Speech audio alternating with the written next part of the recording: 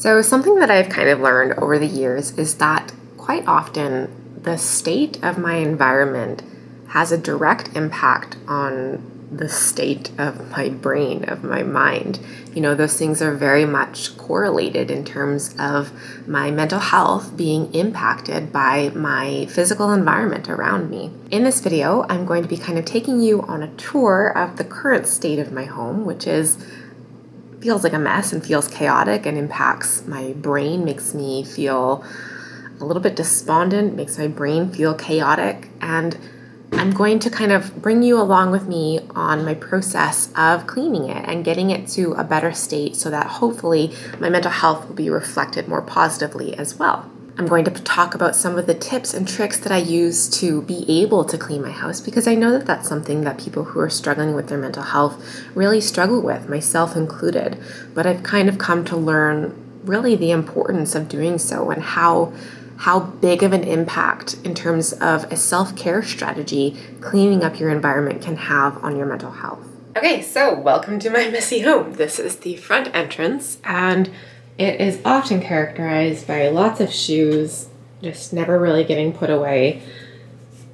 Front closet kind of spilling out, and our kids are at school right now, but if they were here, their stuff would be strewn all over the front entrance. We're currently in the process of putting up baby gates, so we've got that there. Washrooms need to be cleaned, the usual. We have stuff that needs to be put away, baby stuff kind of all over. The kitchen is not in a terrible state, but it definitely could be better. We have stuff that just kind of accumulates on the counters here that really just kind of clutters your space, and I think kind of clutters my mind too. We have dead flowers that need to be thrown out. More just kind of clutter everywhere. I think that's kind of the state of things right now. It's just a lot of clutter. And then of course, this is what our living room looks like quite frequently due to having a 10-month-old, about 5 minutes in this room with him. And this is the state of affairs.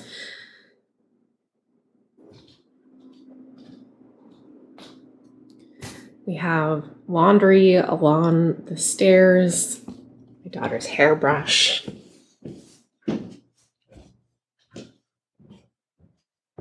More laundry in the hallway. We have library books strewn in the hallway. More clutter up here. You know what? Honestly, the kids' room isn't too bad right now. Usually it's a bit of a disaster, but definitely some work to do in here. Oh, hi. Hi. Well, let's check out your room. What's the state of that?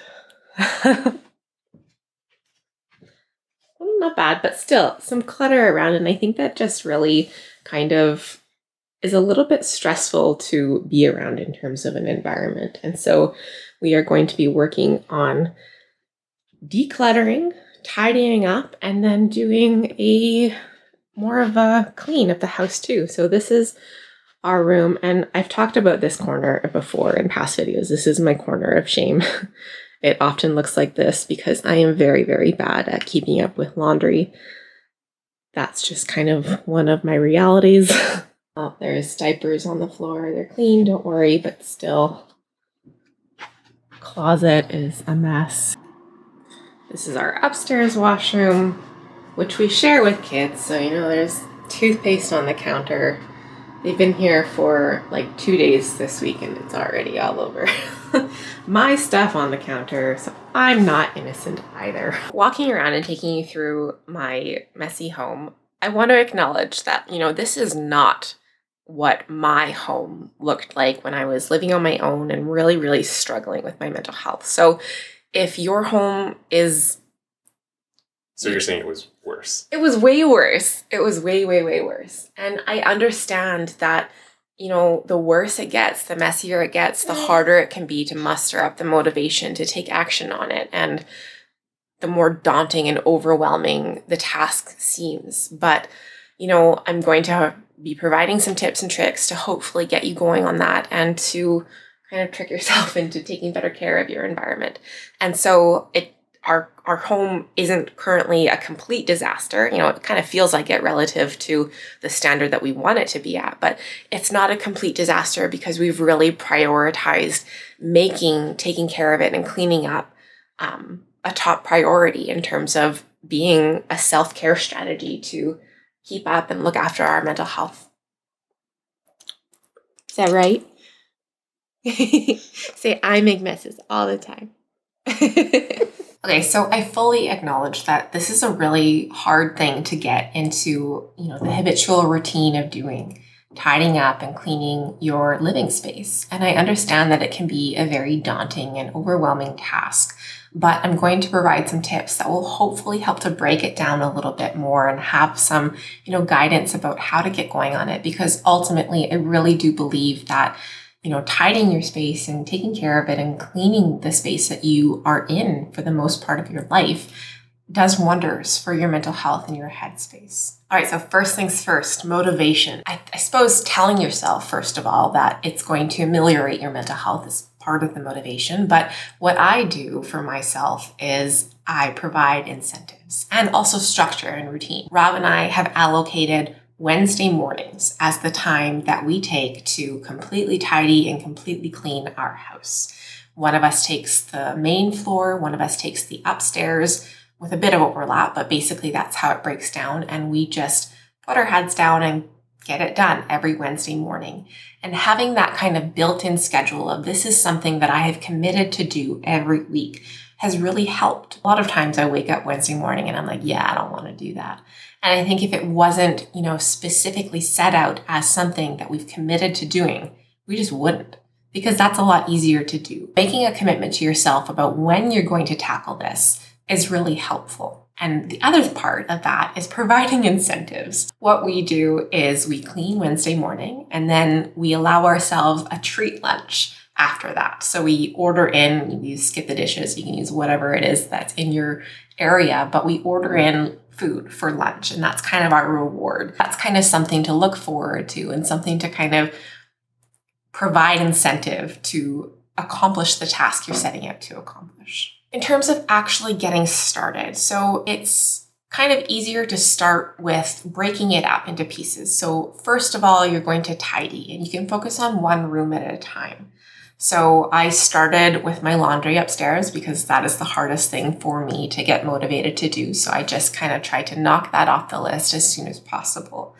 And then we just kind of did a overall tidy. We put things away. We reduced clutter around the house so that made it easier to then clean. And it also just feels better to have just less clutter everywhere. And then we got into the actual cleaning part. Honestly, I didn't really know how to properly clean a house for a very, very long time. Rob and I made the decision to do a bit of research about what basic items we needed to do a good job of cleaning our house. We basically just did a quick search on the internet for, basic cleaning supplies that you can use. And we've opted for a very natural stuff. Vinegar goes a really long way. I'm just using vinegar and water, and this mop is unreal. So I'm going to link to it in our description because you should own one too.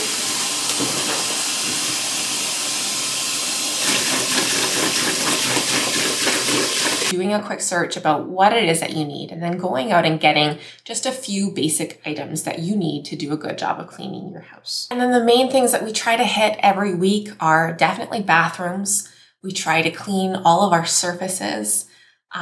We vacuum everywhere. We mop the hardwood floors, mop the washroom floors, anything that's not carpet, obviously. And that's kind of it. That's the basics. And honestly, I'm surprised just how different the space feels after doing just that. I say just that, and I want to acknowledge that that is a lot.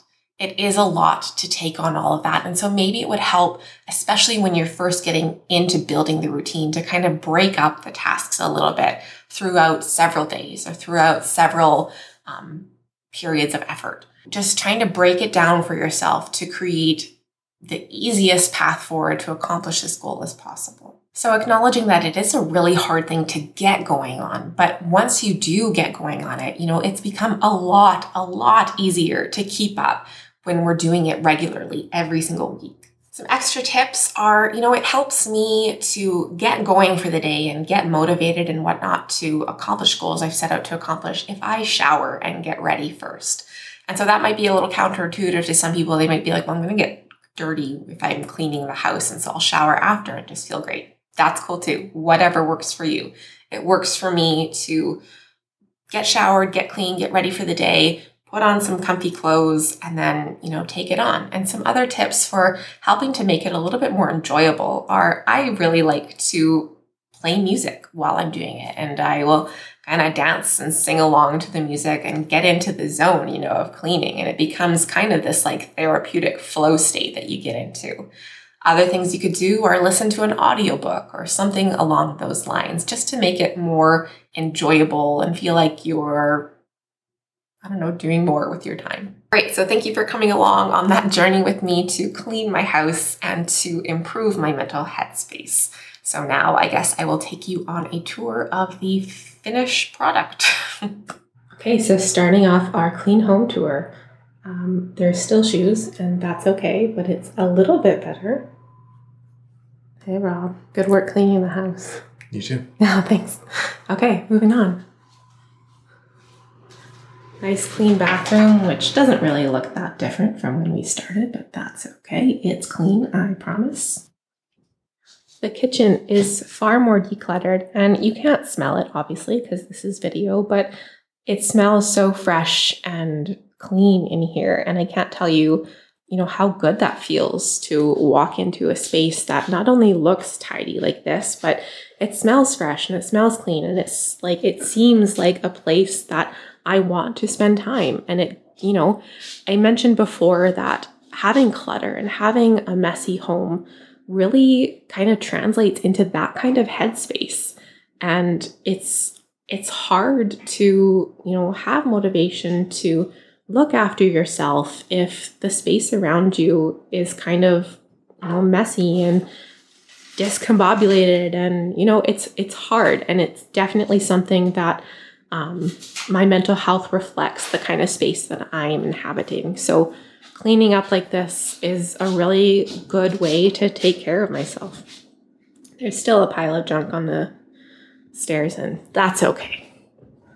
Just kind of tidied up, and it just feels a lot nicer to be in here and whatnot. And clean. You will notice there is no more toothpaste on the counter. This is still a mess, and you know what? I think it's important to highlight that because it's okay if you don't get to everything. I'm not perfect. I didn't do a great job. Look at my corner of shame. It's a little bit more contained, but it's still there. And it's okay if you don't get to everything. Just making, small progress is progress, right? We'll get to it later. Yeah. Do that. Tomorrow. Do it tomorrow. Teddy's sleeping, but I promise it's clean in there. Cleanish in the kids' room. They need to make their own beds. We don't do everything for them. Come on. But it's better. Hope you've enjoyed our messy, clean house tour. Thanks for coming along, and I hope that some of the tips that we provided will help you to kind of take it on yourself. I really want to encourage you to do yourself that favor, give yourself that gift of taking care of yourself in this way.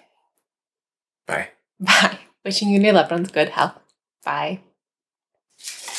Okay, so we cleaned the house in the afternoon this time, so we had already had lunch. So today's treat is ice caps, slushes, and Timbits. I just stole Timbits. No, they're not Timbits, they're Timbiebs. Timbiebs. Cheers.